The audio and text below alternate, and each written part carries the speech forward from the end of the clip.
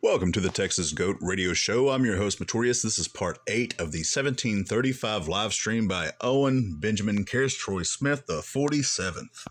Actually was gay and he committed suicide. I'm like, yes, that's what they do. They live horrible. All right, so this one's going to be slowed down. It's going to be ran in normal time because I want to actually listen and pay attention to what he says, how he says, and why he would say what he's about to say. Sinful lives, and a lot of times they take their own life. Maybe if you had told him to stop butt fucking his buddies, maybe he'd still be alive today. You want to play guilt games with me? I actually wrote my dad a letter today. Okay, so listen to what he just said.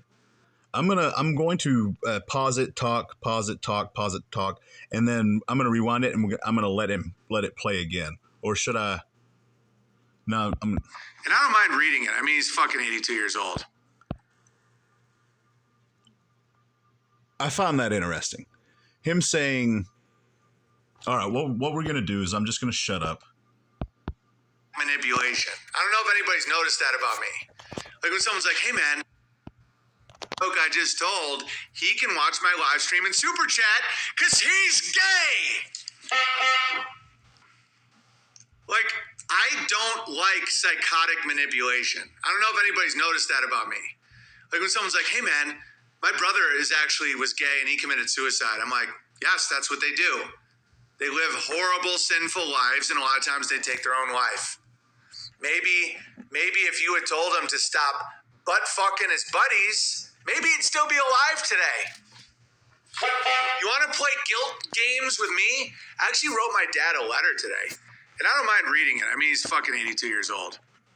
I just want to let you guys know how I feel about my own dad.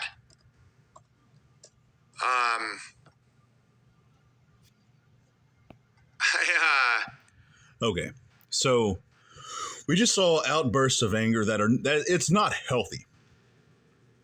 It's not. On a day-to-day basis.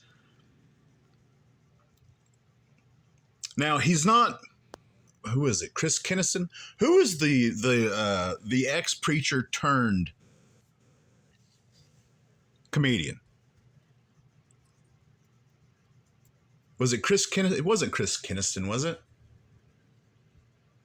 Anyways, that was his shtick. He would scream and yell. Now that was his shtick. He did that. But me personally, I think that he had some definite anger problems and anger issues. That's just my personal opinion. Is he considered to be one of the greatest comedians out there in some circles? Absolutely.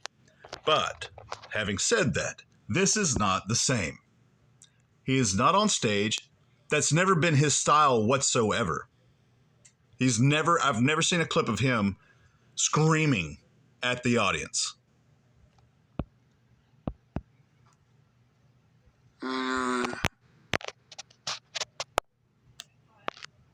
I wrote, after years of reflection, I think overall you were a good dad. I think it's based on a curve. How much generational trauma do you pass on versus how much do you protect from your own kids? Despite some of the insane shit you've pulled over the years, I think when graded on a curve, you did more good than bad, and I just wanted to let you know. What kind of laughter was that? I think we all know what type of laughter that he's psychotic, man. Psychotic. And I don't mean just insane. I don't mean, he can't be held accountable because he can plead insane. No, I mean psychotic as he's allowed himself to be where he's at. And it's in a manipulative way. He knows what he's doing. He's very aware of what he's doing. But if you were talking to somebody and they made that laughter, they laughed the way he just did.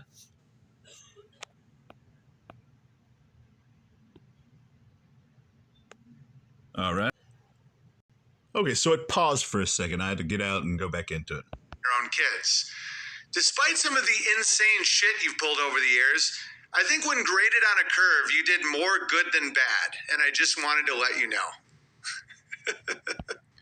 Yeah, that's an evil laugh. And it's because what he...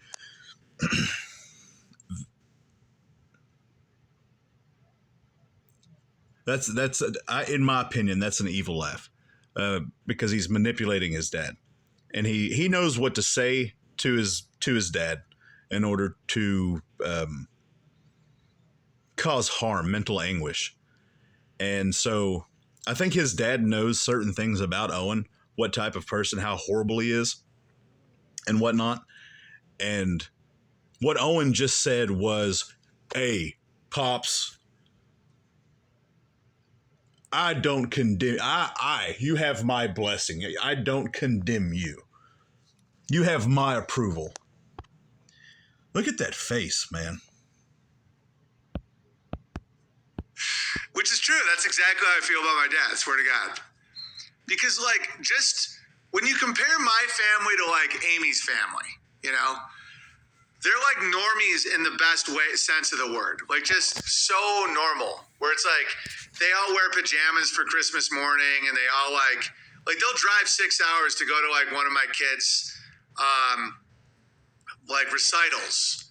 They don't talk about anything important, and they all think that they went to the moon. They're like normal as fuck. And then how many times can you say like? I hate the word like after hearing him say it so many times. And it's difficult. It's a difficult word not to use, but 15 times in just 60 seconds. I honestly do think that he uses that as a tool in order to cause the people that listen to him to mentally tire, to exhaust them, to not pick up on that evil AF. That was evil as that laughter was evil. It was, in my opinion, almost on a insane level, if not on an insane level. Over the last 11 years, I've like seen that versus my family, and it's like there's been times I'm like, why are we so fucked up? Like, there's so much insanity in my family. I personally think, this is my opinion, that it was a marriage out of necessity, probably a Luciferian type-esque marriage, where the dad and the mother were both lustful after their own, if that makes sense. Both being professors in college. And we all have known how this has gone over the last 40 years. They were professors, in the 80s and 90s and 2000s? And so we know it didn't start overnight. The indoctrination and the straight cultish behavior of universities, they possibly were a big part, if not a small part, of the whole Luciferian, cultish, paganistic, religious,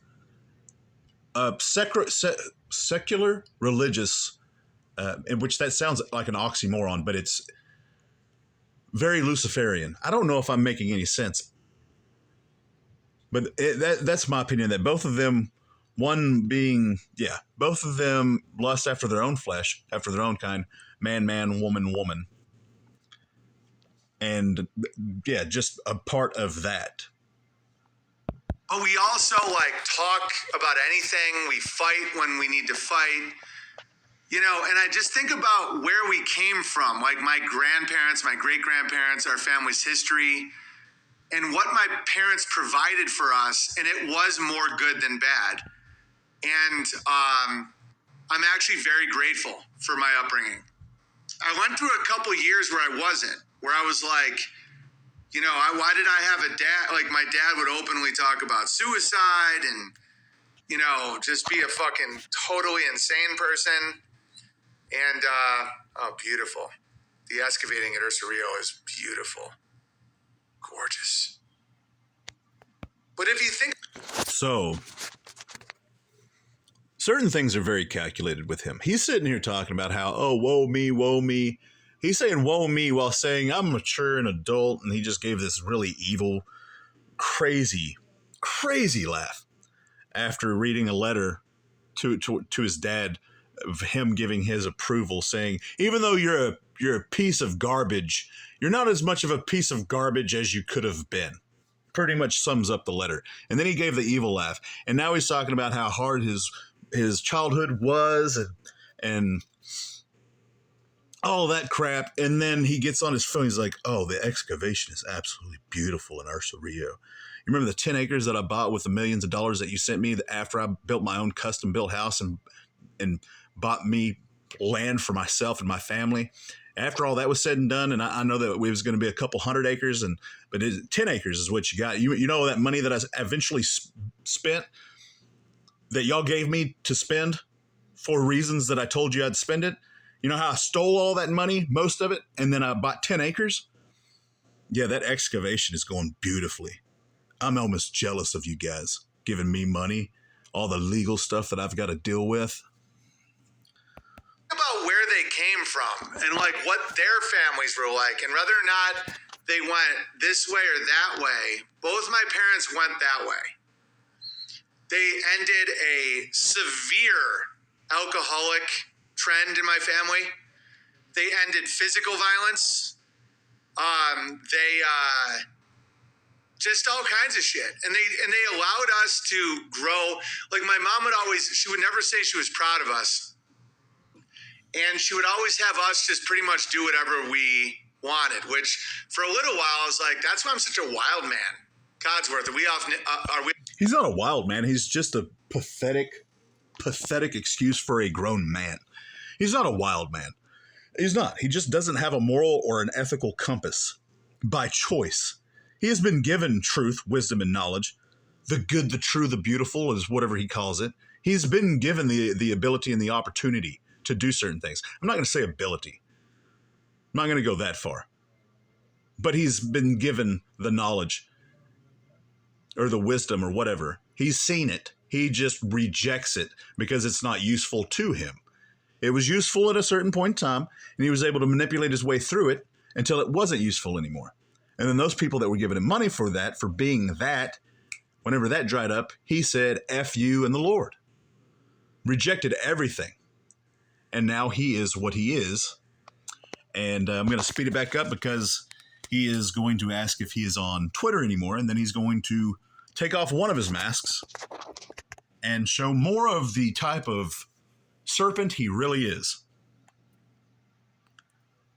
Off Twitter. What are we doing? I used to think a society should be 100% truther, but that doesn't seem possible or functional. No, I actually prefer normies. I prefer like truther normies. Like people that are capable of seeing the truth, but can just kind of, okay, like sometimes I have done reflection, like why am I screaming nigger on YouTube? You know? Okay, so what I think he's trying to say is what he prefers, truther normies, people that are interested in the truth, but also have the immense obligation to be a slave to the system to where they have the monetary means to support him. He doesn't want people that live off of the land, that are off-grid, because they don't have the monetary gain in order to be able to afford supporting him as well. So he doesn't want truthers. He wants truther normies is what he wants. And I'm not saying, I don't want you to think that